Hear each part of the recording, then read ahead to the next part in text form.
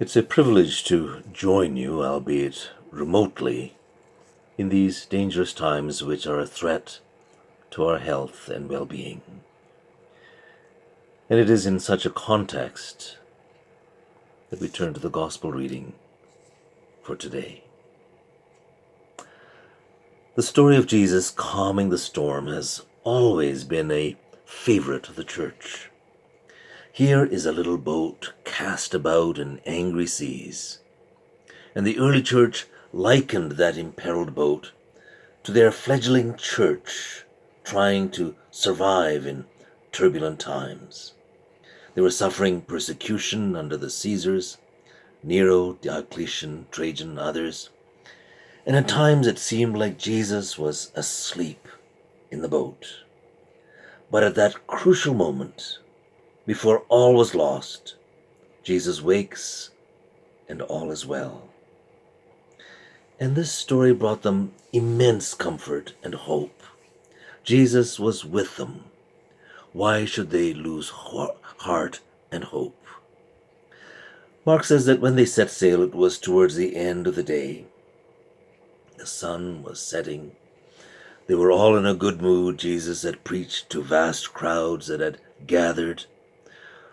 No doubt as the day came to its close, Jesus was exhausted.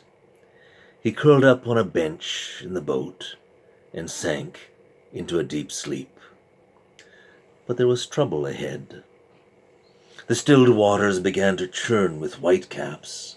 The wind began to twist and swirl as it made its way up the Galilean gorge. And soon there were merciless waves slamming against the side of the boat, and the crucible of their little world was tossed upside down, ready to be swamped and sent to the bottom. There are times when life for us is like a boat ride. A boat ride on a peaceful lake, perhaps, and then, without warning, the waters become angry and menacing, and there is neither mercy from it nor control over it. Does that not sound like our world at the moment? We were sailing along unaware of any lurking danger. We woke one morning and COVID-19 was on our doorstep. With it came the threat of death, confusion, chaos, and fear. Suddenly we were learning new words and phrases. Coronavirus, social distancing, self-isolation, community spread. Some people are unknowingly carrying the virus, and we don't know who is safe, and others are fighting for their lives. Nor do we know how long this scourge will last. Will it spike and be gone, or will it last a year or 2 or 3, like the Spanish flu? Will they find a vaccine soon? What will our world be like when it is done with us? When a safe, predictable world comes unglued, as it has done in the last little while, we're not necessarily panic-stricken, but we don't know where we stand. We don't know what is sure and dependable. For the disciples, the thin edge between life and death was right there, staring them in the face with no time to spare. No grace, no leveling of the curve to give more time. And those disciples turned to that bench in disbelief. Jesus is fast asleep. How could he sleep through a storm? Was it a sign of his extreme tiredness? Or was it a sign of his divinity? In Near Eastern tradition, sleep and rest are divine characteristics. They're signs not of human weakness. You see, God sleeps because he has no concerns. He is God. But this was no time for philosophy. The panicked disciples poke at Jesus and make him wake up from his sleep. And Jesus seems unconcerned. He says, "Peace, be still." And the wind ceased, the water smoothed, and there is a hushed silence.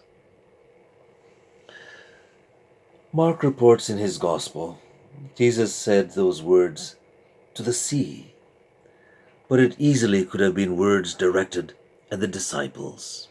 Peace, be still. Enough of all this quaking.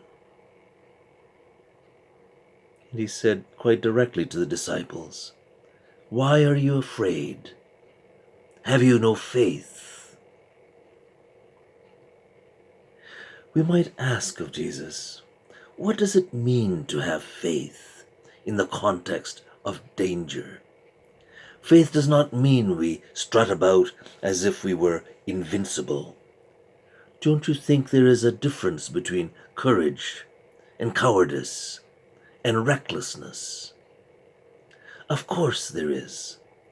God does not want us to be foolish. We remember when Jesus was tempted. Satan put him at the top of a temple on a pinnacle and said, "Jump.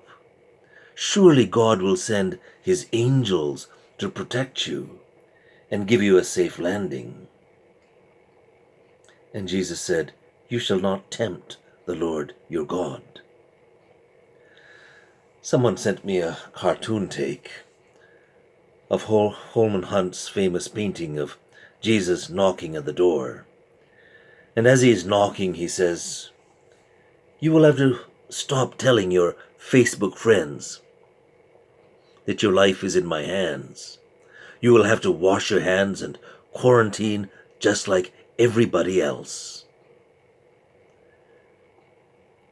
So what does faith offer us? As Mark ends his story, he tells us the disciples were filled with awe. I would have thought the disciples would say, "Jesus, how wonderful that you were here with us.